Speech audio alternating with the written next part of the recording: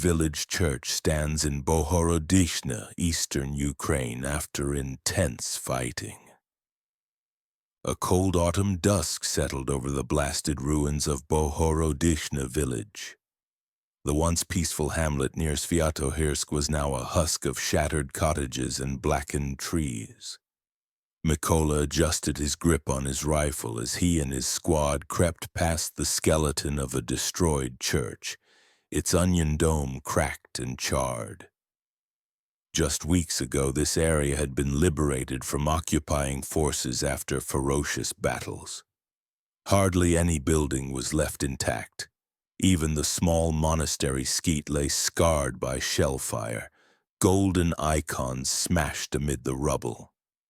The air reeked of ash and decay, and in the distance artillery thundered faintly, a reminder that the war's front had merely moved, not ended. They walked carefully, boots crunching on spent shell casings and broken glass. Every shadow and burnt-out vehicle set Mykola's nerves on edge. A burnt Russian armored personnel carrier sat crooked in the road ahead, its steel hull pierced and rusted with blood. Ole, the squad's youngest, nervously scanned the wreck with his flashlight. "This village saw hell," he whispered, voice hushed. Mykola nodded grimly. Reports from the liberation of Bohorodychne told of utter destruction. Only a handful of homes still stood on the outskirts, and soldiers had found grisly scenes in the aftermath. As they advanced, Mykola's stomach tightened at the sight of a dark shape in the roadway. It was a corpse, a Russian soldier left behind. Flies buzzed in a cloud when Mykola knelt to inspect it. The body was weeks old, half buried in debris. But something about it was wrong. The head was missing. Mykola swallowed hard. The corpse's neck ended in ragged flesh and dried blood. This wasn't the clean slice of shrapnel or the cauterization of an explosion. It looked torn, chewed. Victor, the unit's medic, cursed under his breath as he noticed deep gouges in the dead man's chest armor. "Wild dogs?" Ole asked shakily. Feral dogs did roam war-torn areas, but Mykola had never heard of them decapitating a human. He gently pushed aside the torn flak vest and found more perplexing evidence. 4 long tears scored across the torso, as if made by claws.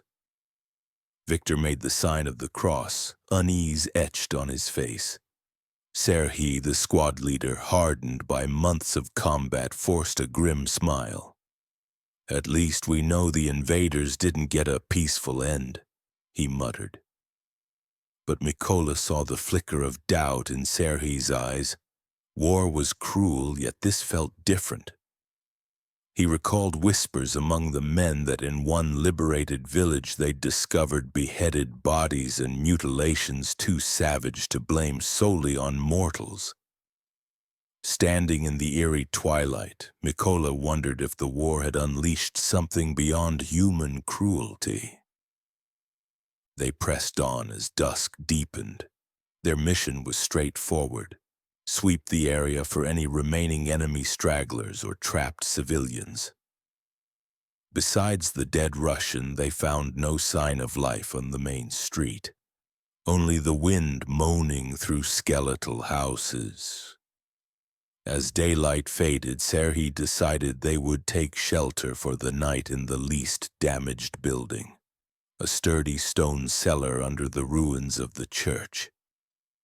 Ivan, the oldest soldier, pried open the half-hanging wooden door to the cellar. The space beyond was cold and dark, smelling of damp earth and smoke. The men filed in silently, grateful for even this meager shelter. Mykola's flashlight beam danced across rough walls adorned with faint traces of religious murals. He realized with a chill that this must have been a storeroom for the monastery's chapel above. Broken crates and empty icon frames littered the floor. In one corner, a small gilded painting of a saint lay face up, cracked but intact. Mykola gently propped it against the wall, murmuring a quick prayer for protection. Outside, the last light died and night claimed the war-torn lands. They lit a single lantern, its orange glow pushing back the darkness in flickering halos. Seri set 2 men on first watch at the cellar entrance, Mykola and Ivan, while the others tried to rest on the cold stone floor. Mykola pulled his jacket tighter and climbed the steps halfway, peering out into the night through the splintered doorframe. The village lay in starlit gloom. The silhouette of the ruined church and the twisted remains of its belfry stood against a sky of smoke and distant firelight. In the far distance, artillery flashes bloomed silently on the horizon. Despite the distant war, an uncanny stillness clung to this village. No crickets, no barking dogs, only the faint crackle of something burning far away. It made Mykola's skin crawl. Ivan huddled next to him, whispering through his mustache. This place. Something evil happened here. Mykola assumed he meant the atrocities of war. We'll make it right, Didu, Gramps. Mykola tried to assure the gray-haired fighter with a nickname the younger men gave him. Ivan shook his head. You don't understand. I grew up not far from here. There were always stories about these woods. His voice lowered further, forcing Mykola to lean in. My babusia, grandmother, used to warn us children. Do not wander near Sviatohirsk at night. In the old times, a demon lived in the forests. War awakens it. Mykola frowned, listening intently. Ivan continued, eyes distant in memory. She said it came during World War II, maybe earlier. Villagers found bodies torn apart in the mornings. Germans, Soviets, locals, it didn't matter. They blamed the Pesiholovets, the dog-head monster from old legends. We laughed it off as kids' tale, but he trailed off, staring into the dark. A shiver ran up Mykola's spine.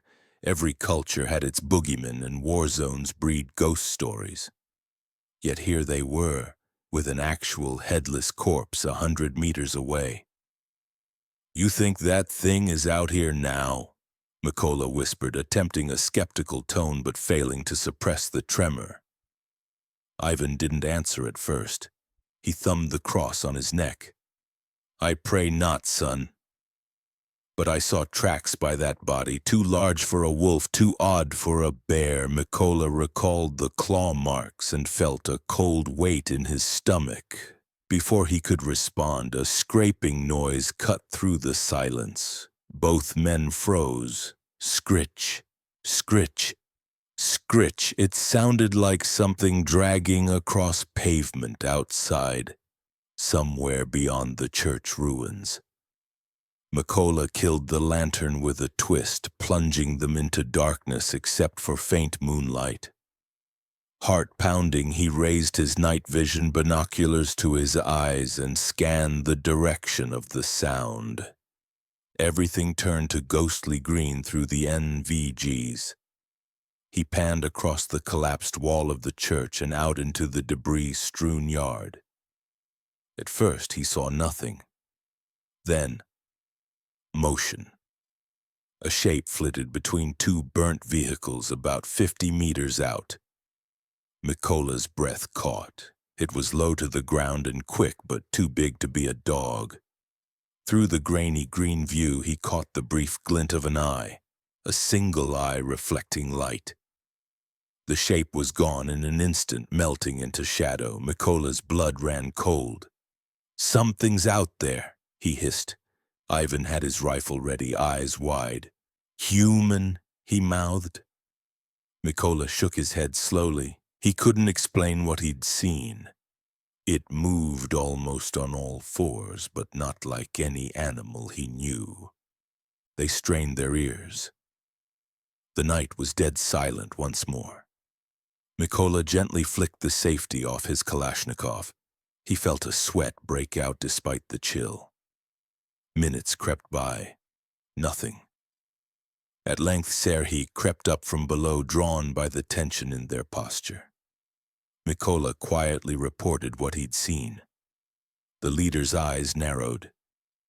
"Could be a stray Russian recon," Serhiy muttered, though Mykola could hear the doubt. A lone enemy soldier crawling around in the dark in that manner? Unlikely. Still, they had to be sure. Serhiy decided to send a 2-man patrol to check the area. Mykola volunteered immediately, and Serhiy nodded. "Take Ole with you." "Quick sweep. The rest of us will be ready here." Ole swallowed hard but steeled himself, clicking on the infrared laser sight atop his rifle. Moments later, Mykola and Ole slipped out of the cellar into the ruin of the night. The wind had picked up, carrying the faint whistle of distant artillery like ghosts wailing. They advanced past the church's shattered entrance, moving from cover to cover. A fallen column, a fragment of wall, scanning for movement. Mykola held his rifle tight, the buttstock snug against his shoulder, muzzle probing ahead. He saw the burnt vehicles where the shape had lurked. 2 wrecks, one an overturned car and the other a gutted troop transport. The pair circled them cautiously. Nothing. The ground was littered with bricks, spent cartridges, and... Mykola knelt, tapping Ole and pointing. There in the dirt was a footprint. At least it looked like one, but so large it dwarfed Mykola's boot print. Even stranger, it appeared to have clawed toes. Ole stared, brow furrowed. "What kind of—" he began, but a sudden metallic clink nearby made them jump. It came from the direction of a collapsed shed just ahead. They moved toward the sound, guns raised. Mykola's finger tightened on the trigger. He gently pushed open the half-hanging sheet of tin that served as the shed's door. Inside, in the shadows, something shifted. In a split second, his weapon-mounted flashlight caught a pair of glinting eyes and a flash of movement lunging at them. "Contact!" Mykola shouted, stumbling back as a figure burst out with inhuman speed. Ole yelped and opened fire, his muzzle flash strobing the night. For an instant in that stark light, Mykola saw it clearly, and his soul quailed. It was tall, towering over them by at least a meter, and hunched forward. A massive humanoid shape, covered in matted fur or hair, with muscles rippling under a ragged uniform of shadows. Its face was the stuff of nightmares, a grotesque head like a giant hound's, but with only a single pale eye in the center of its forehead, gleaming with malevolence. Its jaws were full of jagged teeth, snarling as it charged. Mykola felt a flash of sheer terror. This thing shouldn't exist. He squeezed the trigger and a burst of gunfire tore into the creature's torso. Ole's shots, too, ripped into it. He was firing almost blindly, face contorted in fear. The monster bellowed, a deep, gurgling roar of pain or fury that cut through the night like a rusty saw. It swiped out with a clawed hand. Mykola saw Ole pulled off his feet, screaming. The young soldier's cry was cut short as he was slammed into the side of the burnt APC with a sickening crunch. "Mykola, fall back!" Serhiy's shout came from the church. The others had heard the gunfire. Mykola staggered back, still firing in controlled bursts. He saw bullets puncturing the creature. Dark blood sprayed and the beast howled, yet it did not fall. With an agility belying its size, it leapt sideways into the darkness behind the wreckage and vanished from his line of sight. Mykola ran towards Ole's crumpled form. The APC's wreck provided a bit of cover as he grabbed the back of Ole's vest and started dragging him toward the church. Ole was moaning, one arm bent at an unnatural angle. The lantern light from the cellar now shone out the doorway, guiding Mykola back.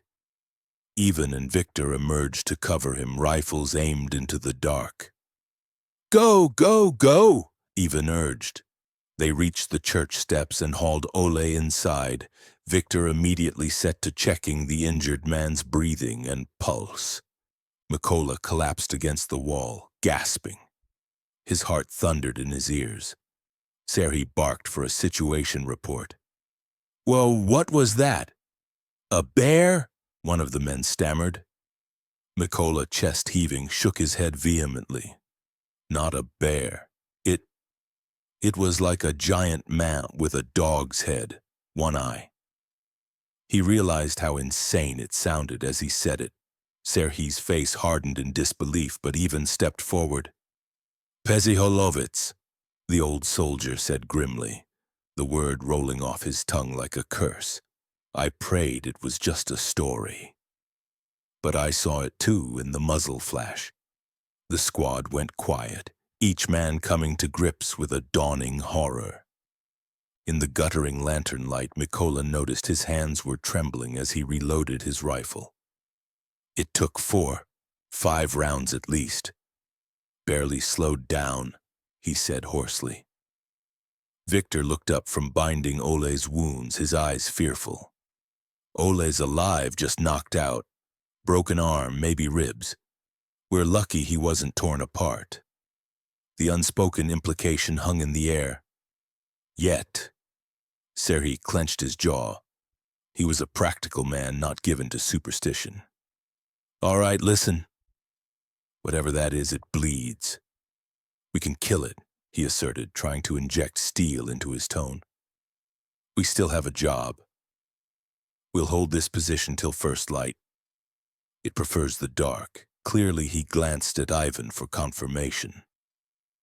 The older man nodded. "Legends say it's a creature of night and misfortune. Perhaps dawn will send it back to whatever hell it crawled from." Mykola prayed that was true. The thought of that thing prowling in daylight made his skin crawl. Serhiy laid out their defense. They'd fortify the cellar, set a perimeter of claymore mines from their pack if possible, and try to radio for support. Tamara, the squad's radio man, had been killed by a mortar days earlier, and they had only a basic handheld radio now. Still, Serhiy raised the antenna and whispered into it urgently, hoping a nearby unit might hear. Only static answered.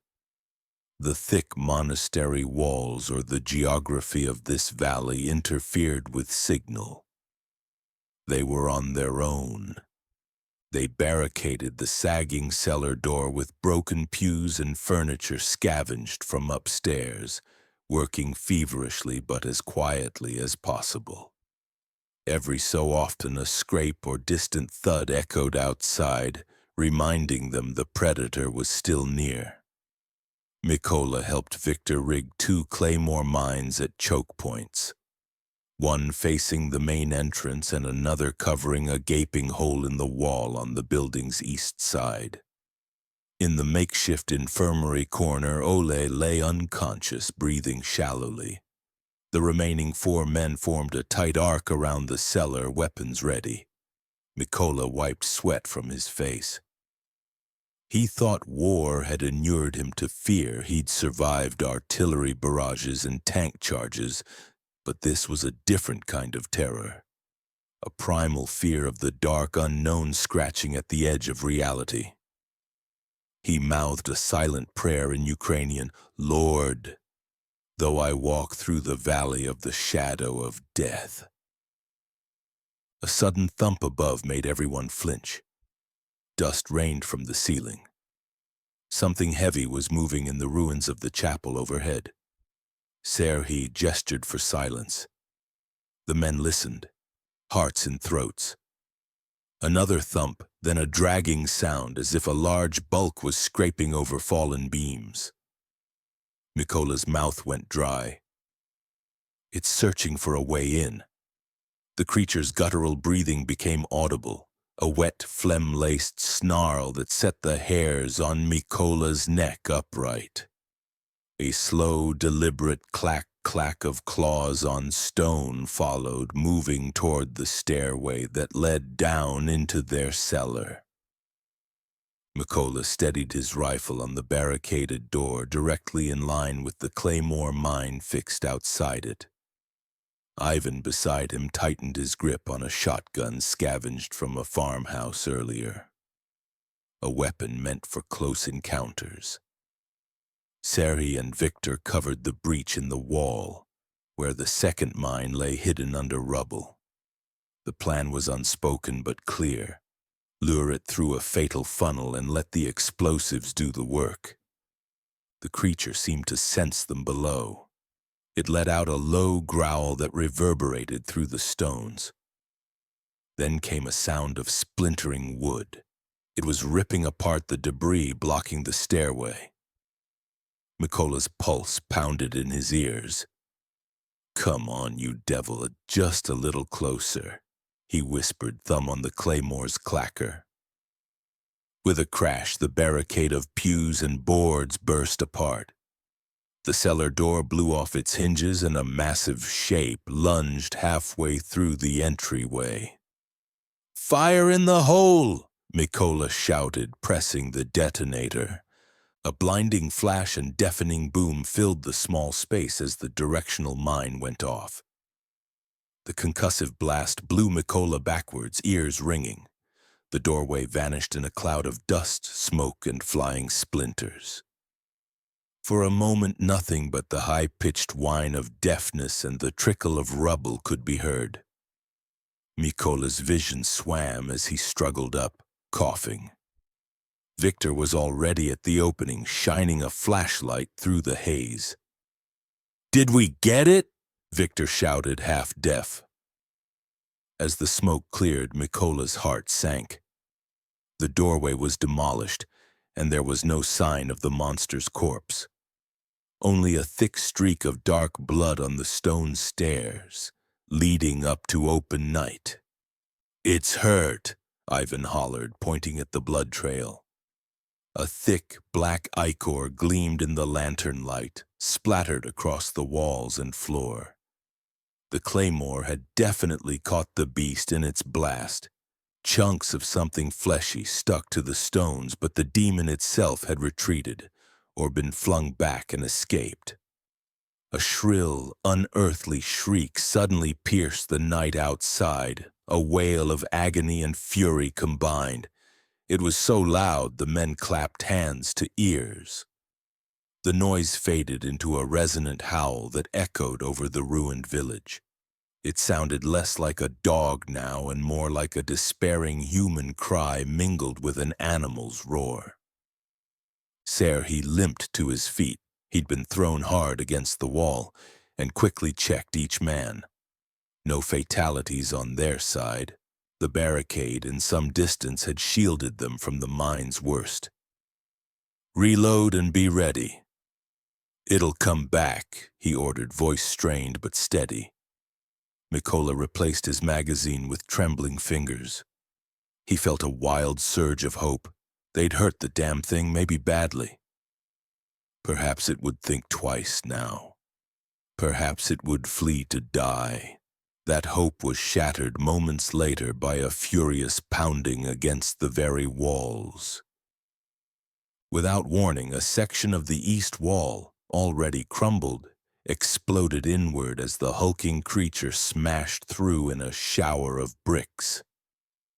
"Ambush!" Serhi yelled, but it was too late to trigger the second mine. The beast had bypassed it, using brute force to tear a new entrance beside it. Dust and debris filled the air as it burst into the cellar, one arm raised to shield its face. By lantern light, Mykola saw it fully now. At least 9 feet tall, its broad frame filling the opening. Patchy gray-black fur clung to a body that was humanoid but twisted. Shrapnel wounds from the claymore peppered its chest and limbs, oozing that tarry blood. One of its pointed ears had been torn clean off, and its left shoulder hung at an odd angle, clearly injured. But the single eye in the center of its wolfish face blazed with insane rage. It opened its maw, strings of saliva and blood dangling from broken fangs, and let out a roar that shook the cellar. Victor was the first to react, unloading his rifle at it. The muzzle flashes lit the beast's visage in strobes, bloody, enraged, unstoppable. Bullets thudded into its torso. It recoiled, but then barreled forward. In 2 strides it was upon Victor. A massive clawed hand swiped down, catching the medic in the chest. Victor was flung across the room like a rag doll, crashing into the far wall where he lay motionless. Ivan fired next, the boom of his shotgun echoing. The slug hit the creature square in the flank, splattering more blood, but it only seemed to make it angrier. The dog-headed demon rounded on Ivan with a snarl. Mykola and Serhiy fired in tandem, desperately peppering it with rounds. The creature staggered as bullets riddled its already wounded body, yet with horrifying resilience, it lunged at Ivan. It seized the old soldier in its gnarled claws. Ivan screamed a short gurgling sound as the creature's taloned fingers sank into his abdomen. "No!" Mykola cried out, emptying his magazine into the beast's side. At last, with a sickened howl, the monster dropped Ivan and whirled toward Mykola and Serhiy, swiping wildly. Ivan crumpled to the ground in a pool of blood. Serhiy stepped forward, putting himself between the demon and his remaining men, firing point-blank into the thing's chest. The beast backhanded him with such force that Serhiy's body slammed into Mykola and both flew backward into the rubble. Stars burst in Mykola's vision as he hit the ground hard. The wind knocked from his lungs. He struggled, half-dazed, to push Serhiy off him. The squad leader wasn't moving. His neck was twisted at an unnatural angle. Mykola's heart dropped. Serhiy's lifeless eyes stared past him. The demon loomed over them now, bleeding from dozens of wounds but still ferocious.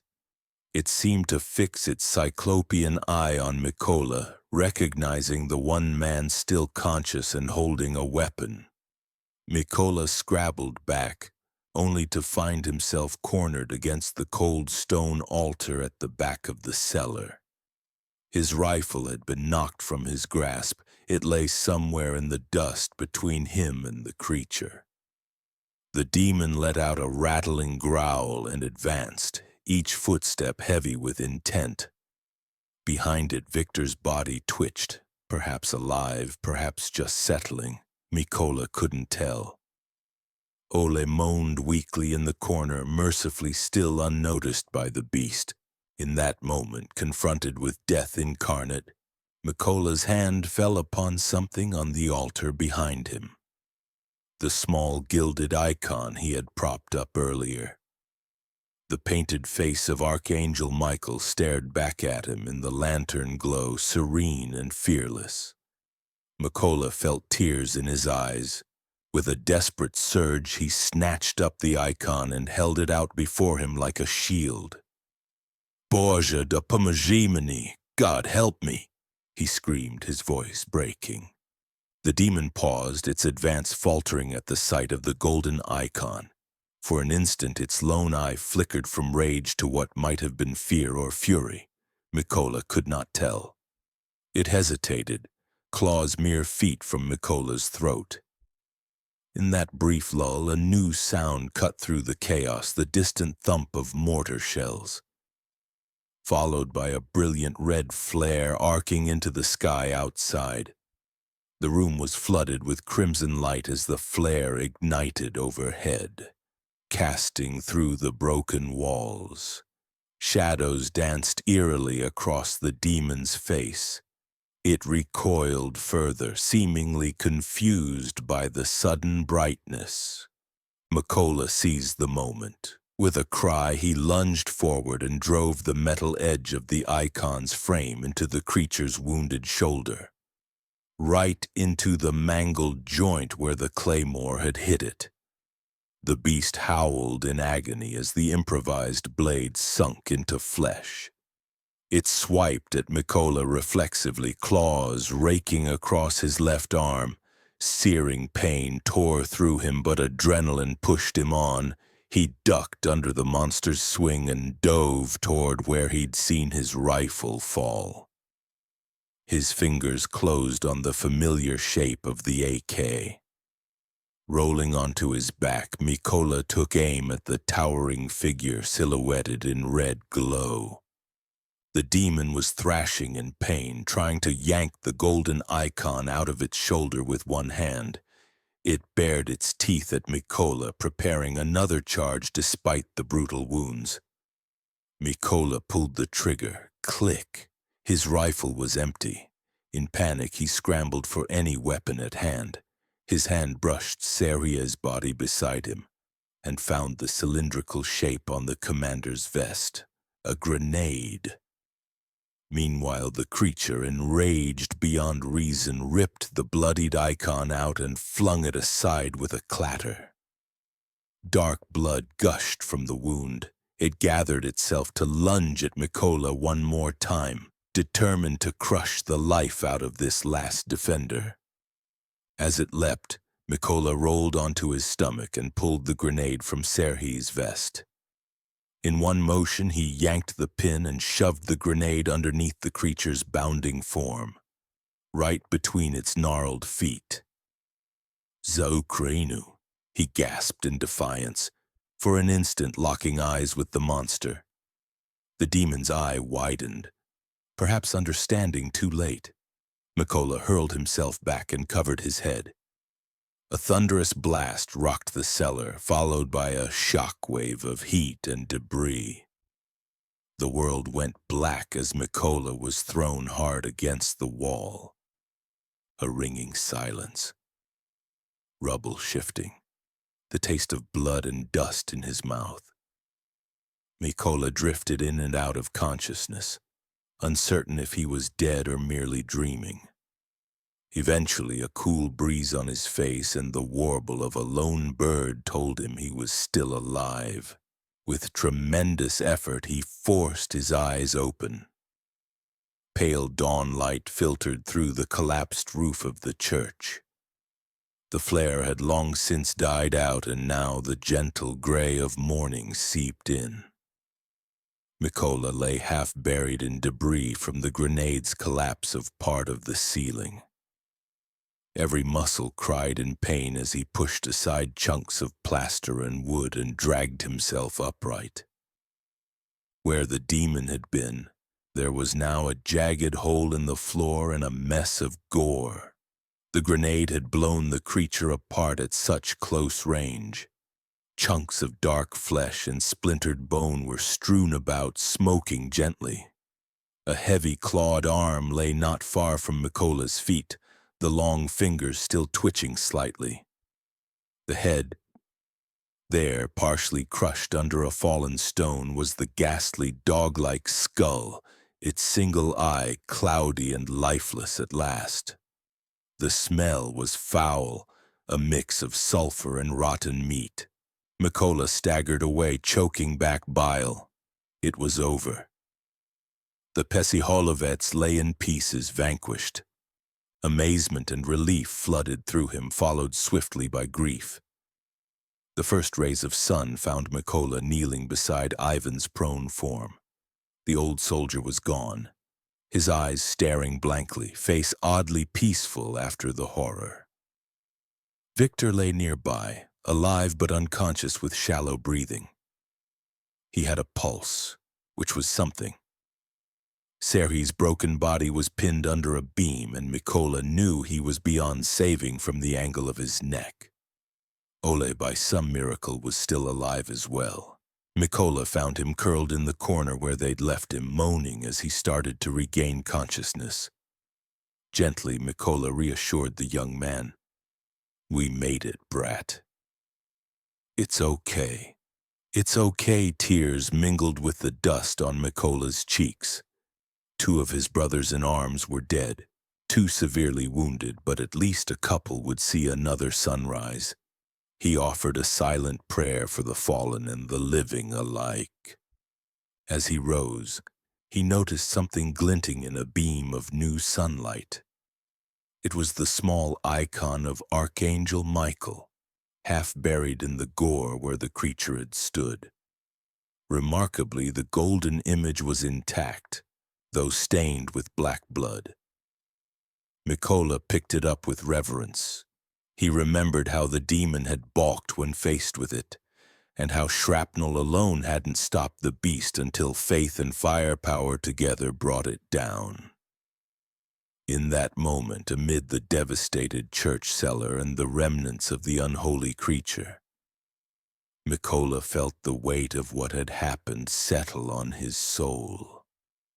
War had brought countless nightmares to Ukraine, but this was something from the depths of primeval darkness. Had the suffering and fury of battle truly stirred up an ancient evil? He looked at the monstrous remains and shuddered. Perhaps some horrors are always buried beneath the surface of the world, waiting for blood and chaos to call them forth. Outside, the rumble of engines and voices echoed through the ruined streets, friendly Ukrainian reinforcements drawn by the night's tumult finally arriving. Mykola limped out into the early light, waving a torn piece of cloth to signal them. A group of soldiers ran forward, eyes widening at the scene of destruction and at Mykola's own battered, blood-streaked figure. "Bohorodychne, what happened here? Are you the only one left?" one asked incredulously. Behind him, a young lieutenant looked around warily, finger on the trigger. Mykola opened his mouth to speak, but the explanation died on his tongue. Would anyone believe him? A demon in Donbas, slain at a holy ruin. It sounded like a legend, not a report. After a long pause, Mykola simply said, "We encountered an enemy unit. They're neutralized now." His voice was raw. 2 of us survived, 2 need medevac. 2 did not make it. The men exchanged somber glances and moved to help with the casualties. As they lifted Victor and Ole onto stretchers, Mykola lingered by a pile of what looked like a furred animal carcass. One curious soldier nudged a severed claw with his boot, eyes questioning. Mykola laid a hand on the man's shoulder and softly shook his head. "Pokin, leave it," he murmured. There would be time later, perhaps, to tell the tale of that night. But not now. Now it was enough that dawn had come and they were alive. He looked once more at the ruined church, the morning sun catching the rising dust in golden shafts. In those rays, Mykola imagined he saw silvery shapes, perhaps just motes, swirling upward, vanishing into the heavens. He allowed himself to believe they were the spirits of Ivan and Serhiy, and maybe those long-ago victims finally at peace. Clutching the blood-stained icon in his hand, Mykola turned away to follow the others. Behind him on the broken altar lay the remnants of war and nightmare intermixed. Spent casings, broken pews, and a smear of black blood slowly evaporating like mist. As the soldiers departed the accursed village, the sun climbed higher, touching the devastation with gentle light. In the distance, the guns of war still boomed. The conflict raged on without respite. Yet in this small corner of Donbas, an ancient darkness had been confronted and defeated by mere mortals armed with courage and faith. Mykola knew he would carry the scars of this night forever, etched in flesh and memory. But he also carried a sliver of hope. Even in the deepest night, dawn comes, and with it, perhaps, an end to even the darkest of demons.